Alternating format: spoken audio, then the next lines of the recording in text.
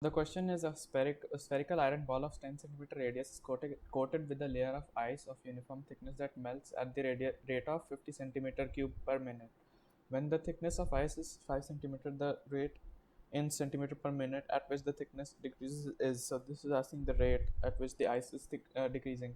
So we are given the r, which is radius 10, then the next r radius, which is 10 plus h, and we need to we are given the change in thickness with respect to time, which is 50 minus 50.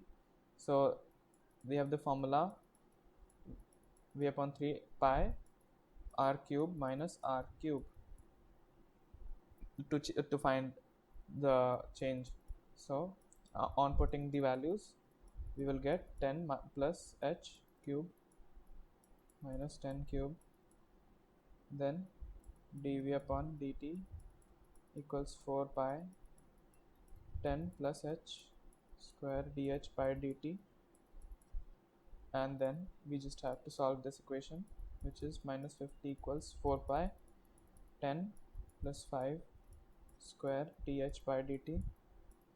Now this will become dh by dt equals minus 1 upon 18.